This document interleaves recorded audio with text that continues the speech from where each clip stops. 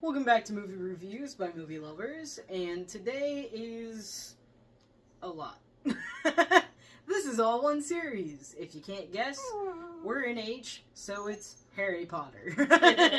And even though we've done a review on one of these, we're going to just count them all as a whole, because now we have officially finished all of them, from Sorcerer's Stone to Deathly Hallows.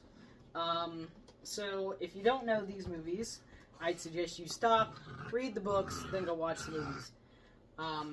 If you don't want to be like that, just watch the movies. But if you haven't seen them, go watch them before any of this review, because we are going to spoil it like heck. And if you don't want to know what happens, go away. If you already know what happens, stick around. You can hear our opinion about how we feel about it. Now, we are coming from two different perspectives. I've never read the book. She has. And that's, I'm saying book, but in reality it's all of the books. So, I'm going to name them off, and then, well, we can already do this. As a whole, this is a 3, which is, it's okay, we'll watch it when the mood is right. Right? Yeah. So starting off, the Sorcerer's Stone, number 1, year 1, beautiful beginning. I mean, honestly, I like the way it starts out. It introduces the characters perfectly. You really get a touch for the magic that is Harry Potter's world, basically. And we're also going to be doing spoilers, because I think we should be talking about one movie at a time. Turn it over so I can actually grab it, right? But my favorite part in this movie is probably towards the beginning when Harry makes the glass go away. Oh yes, and the snake goes after his cousin Dursley. Dudley. Dudley Dursley. Yeah. Yeah. That's the weirdest name. Writers come up with the weirdest names, just saying. Also, my favorite scene is when he finally gets to go to the wizarding world, basically, and Hagrid ends up giving him Hedwig. That's a beautiful scene, because he's never been gifted anything like that. Everything that he's had from in the books to the movies has been basically hand-me-downs from his cousin. It's never really been his. And this is one of the first gifts he gets that's his. And his expression about how much money he's got in his vault. Oh, yeah. I also like the way that they portray, the bad guy Voldemort, throughout this. I mean, in the first one, it's nice. You get a view of him, and he's as evil as you think, but not as evil as you're thinking he's going to be. Let's see. Sorting Hat's also my favorite part, because he chooses which house he's in, not the other way around. Which comes in later when he talks to his son, and he goes, the Sorting Hat takes your thoughts into account, too. It's not just, you could be suited for this. And originally the Hat was going, oh, you could be great in Slytherin. He's like, I don't want to be there, because he hears all the bad wizards come from there. Mm-hmm. And the only reason why the Sorting Hat told him that was because of the part of Voldemort that he has.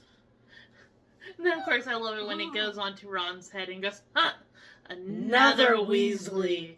Know just what to do with you. Gryffindor! And you just see Ron's face going, oh. I'm sad that they don't show Jenny when in the next one, when she gets put into the house. I know, right? That would have been cute to see. Because it's just the Hat going, oh, it's a girl. She's the only one.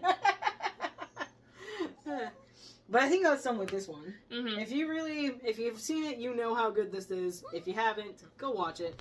We're not giving too much spoilers, because we don't really want to ruin the movie experience for you. Even if you have seen it. I mean, if you have, write down what's your favorite scene, kind of thing. That's all we do. I mean, this is our opinion. I mean, we can have different favorite scenes than most people. Alright, next one, which is The Chamber of Secrets.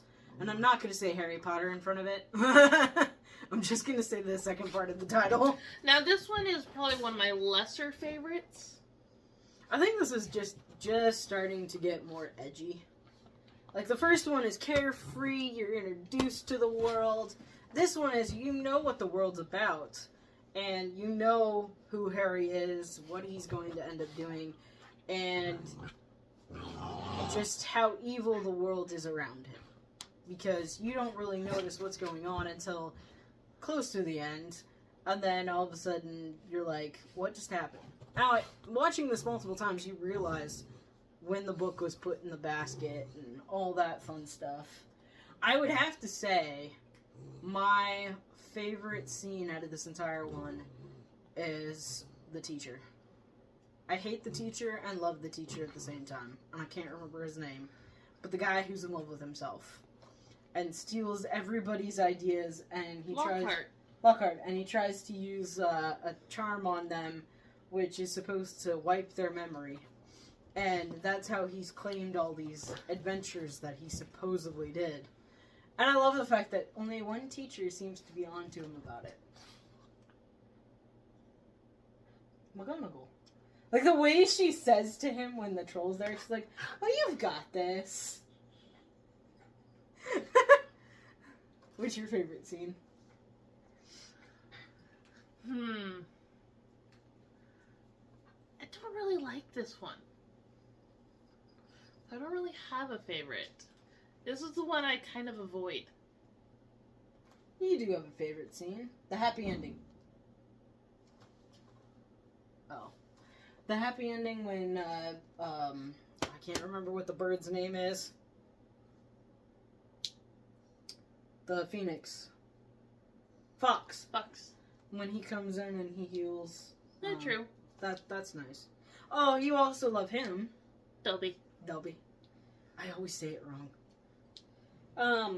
Yeah. Happy ending. You know, he's almost returned. Yeah. Weird and fun at the same time. But, I mean, honestly, the most important part is you get to see the friendship growing between Harry, Ron, and Hermione. The growing of the friendship is very strong in each one. Now, on to the next one, because that wasn't the big one that we like, is one that we actually like, and we have done a review on separately, but we're going to count it in here. And it is The Prisoner of Azkaban. And if you didn't know, this is your 3. Was your 4. I love how it's in years, because that's actually how it is in England. They don't say, oh, you're in grade, blah, blah, blah. It's year. I love Buckbeak. This is her all-time favorite. I mean, I believe we gave this a 4 when we rated it separately.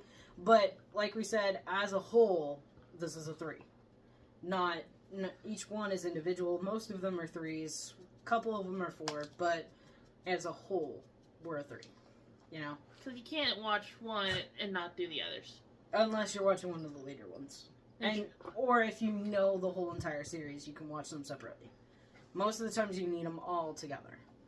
And I think someone's messing with our truck. I'm sorry. There you go. As a whole, oh my god, I lost my train of thought. Now, if you're watching anything at Christmas time, they'll usually only show these 2, the first 2. Don't go on the other ones very much, unless it's like they're trying to do the series. Okay, so back on to this one. Like she says, she likes Buckbeak. My favorite scene out of this one would probably be when Hermione shows up at so many different times, and she gets frustrated, but then also when she hits Malfoy. and later on, when this is a spoiler, when she's using the time turner, and her are watching that scene, and he goes, "Did that feel good?" And she says, "Yes, it did." Of course, I love at the end when they're entering the hospital ward again, and Ron's like, "You were just there, like I did." Oh, another one when so Harry has the Marauders map out. It's nighttime. Mm-hmm. And everyone else is asleep, and Ron is all of a sudden goes, spiders! They want me to tap dance. I don't know how to tap dance. And Harry goes, "You tell them you don't want to tap dance." I mean, it's cute, and of course, continuation of the friendship. Also, at this point, Harry realizes that he is stronger than he thinks he is. Because he's able to use a Patronus he didn't expect he could.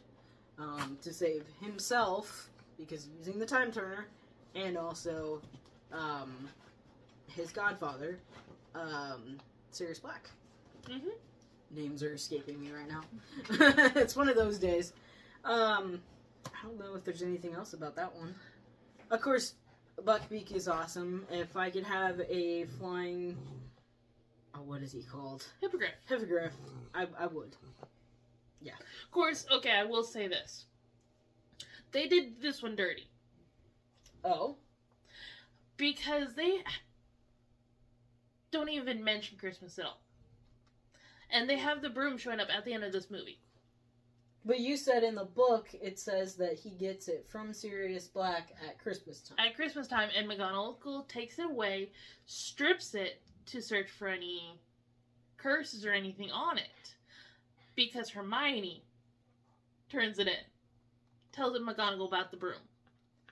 And the fact that they don't know who it's from. Because at the time, Harry doesn't know about Sirius very much. Oh. And so Harry is not very pleased with Hermione at this time. Because they want that broom. It seems...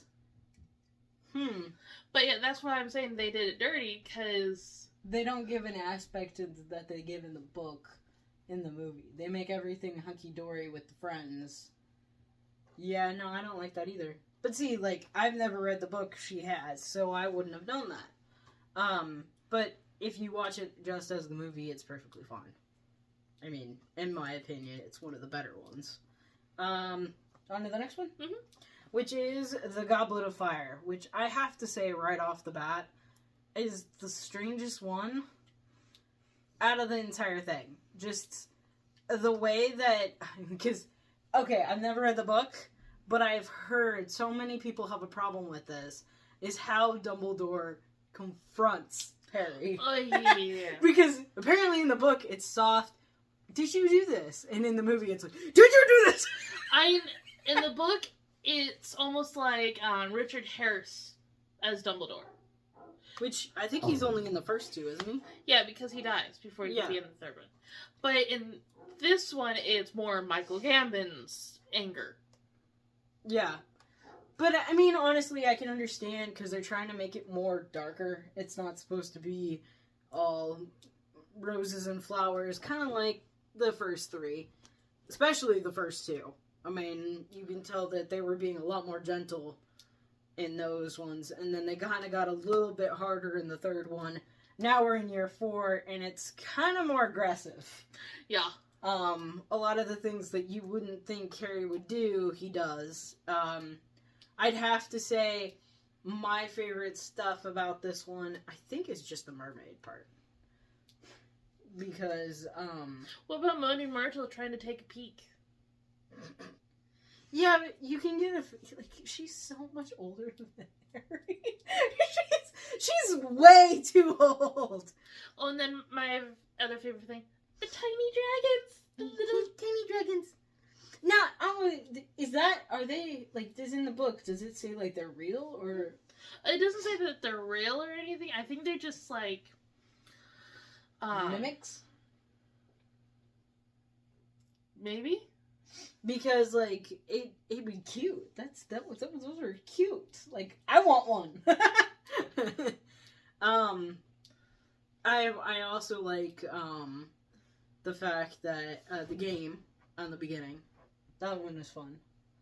But the thing is, they don't do that part justice either. She actually read me the, part about the game when we were watching it. And, I would have to say, yeah, they did not do it justice, because the way they were describing it in the book is way better than what we saw. Because part of the mascots, they left out. Because it's supposed to be Vila for... Well, maybe because they couldn't find the most beautiful woman? Okay, there's technology to help that. Yeah, but this is early technology. True. Well, actually, no, you're right, because of the dragons. They could have done it. They could have done it. I mean... Also, they could have just gotten models. mean, that was the funny part. I mean, there's Vila out on the field, and all the men are just like, oh my god, most beautiful women, I have to have them. And apparently, after the spell is over, basically, they look over, and I think it was either Ron or Harry. Harry is about to jump off of where they are to go down there. And he's like all the way at the top, like he's in the movie. So that would have been bad. Because that also gives you an introduction to what Fleur is, and because I believe you said her mother is one, and that's why she's at that, and her father I think is a wizard, something, and that's why she's at the other school. But that's why all of the guys are fawning over her, you know. There are good moments in this movie, and there's bad moments. I'd have to say that even though he's a bad guy in this one, I do love, I think it's David Tennant, right? Yes. David Tennant's character. Even though I love the tongue thing. I don't know why, but I do. Yeah. But, I mean, he's a good bad guy and a good guy. And then, of course, you find out Voldemort has returned. Ah! On to the next one. Like we're saying, we're not giving everything away. If you've seen these, you know what we're talking about. If you haven't, go watch them. And I'm going to say that throughout the whole entire thing. Alright, so we're on to the Order of the Phoenix. I would have to say I do not pay attention enough in this one to really have a favorite scene. And actually, I believe this is one of the sadder ones.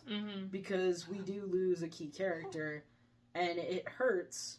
But also, I found out information about that. You know, when Sirius ends up dying in that scene, you know, he doesn't say Harry, he says James. Because at that very moment, he never really looked at Harry Potter as someone other than James. He never really looked at him as an individual. True. And this is when we're also finding out about, you know, the, is this one with, this is the one with the bad woman. Umbridge. Yes. Oh my god. You get a character in a movie, and there's just those times where that character is just so pure evil that you just want to go in and kill the character. Like, they made her so evil. So purely evil that anybody that sees... Oh, and her giggle.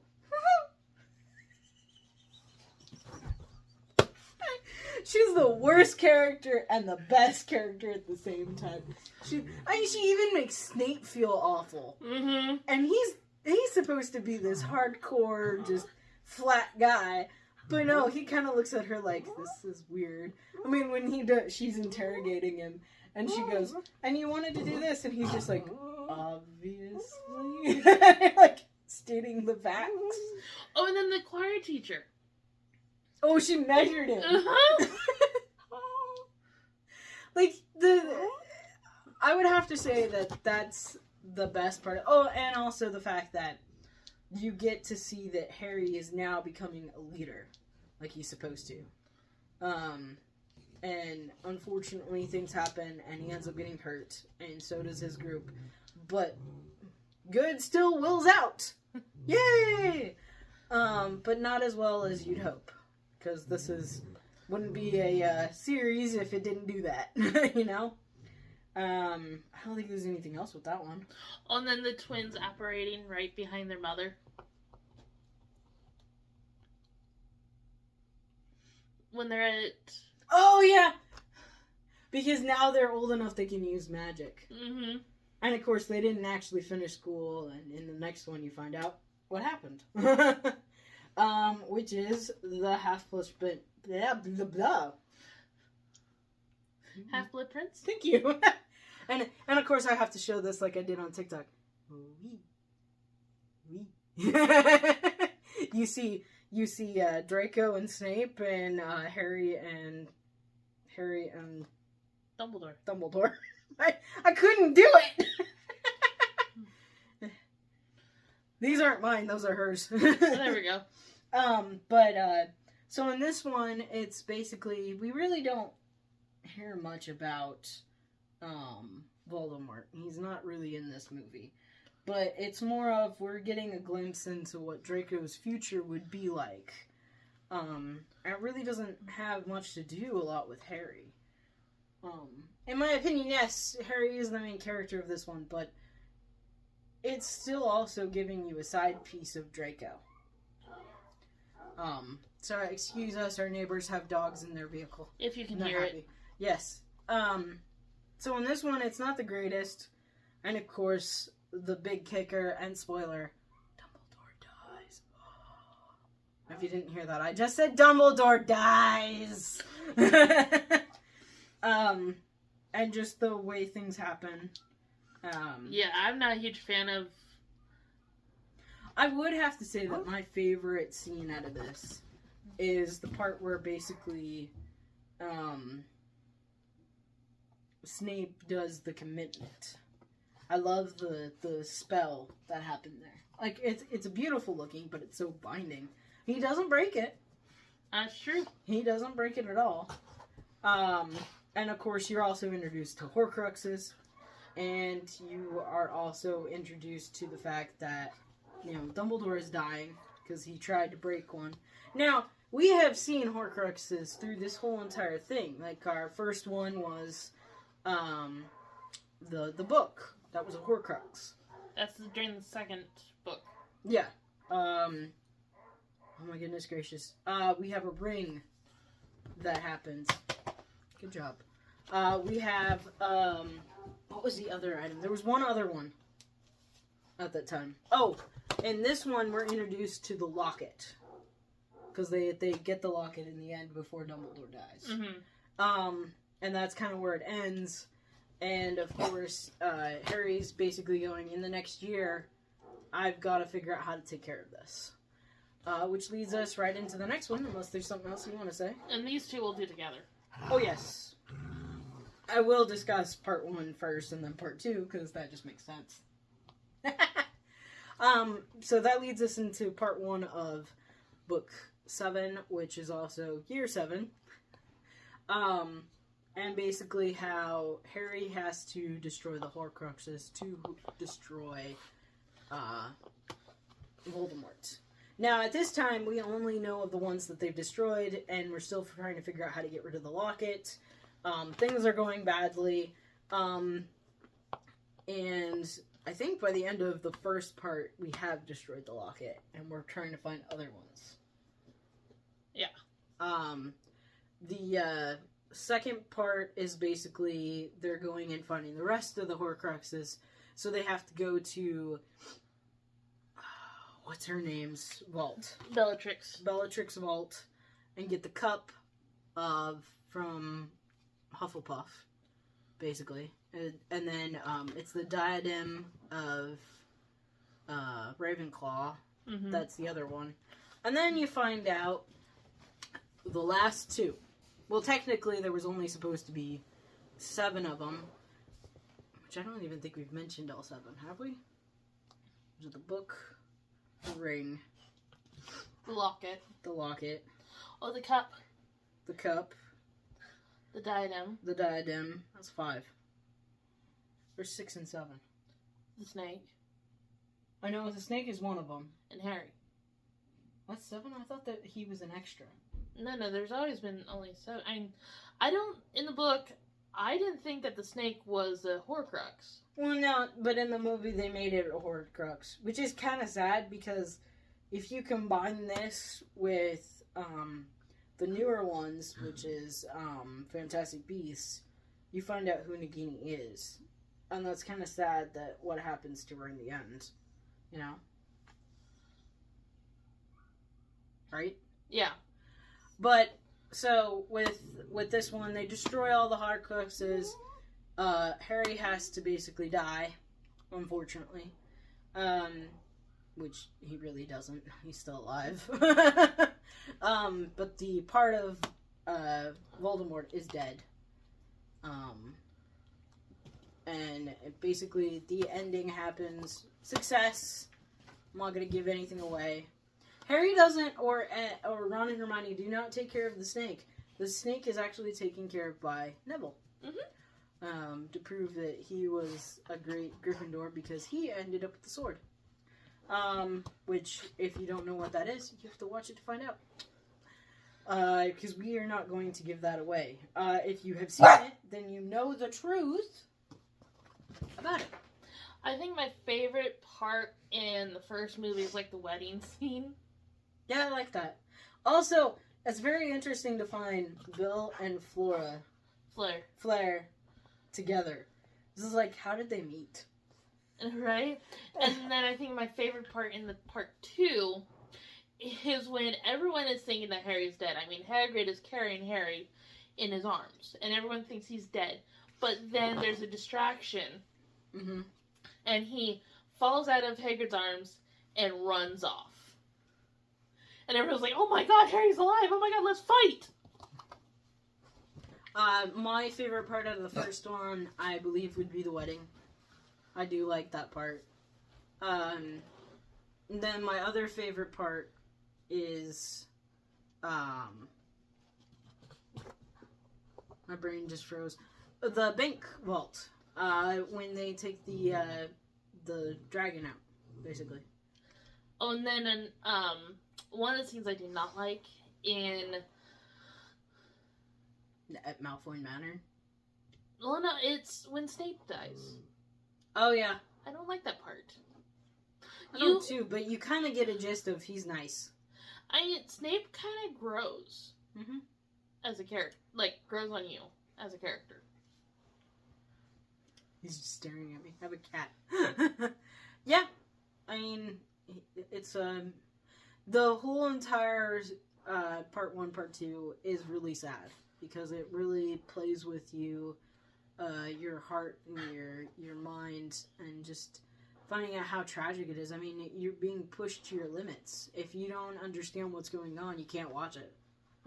I mean, for me, like, I could see the torment in the first part with Ron basically going, with that locket, he's being tortured. He's being told in his mind that, you know, Harry and Hermione are, they're an item. And he's in love with Hermione.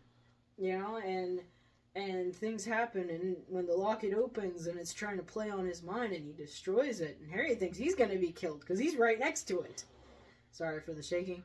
But other than that, I mean, it's a good movie for a good end. It is a good end. And I do like the fact that, in the end, he doesn't keep the wand for himself, and he ends up just getting rid of it. He does repair his wand, though. Yes.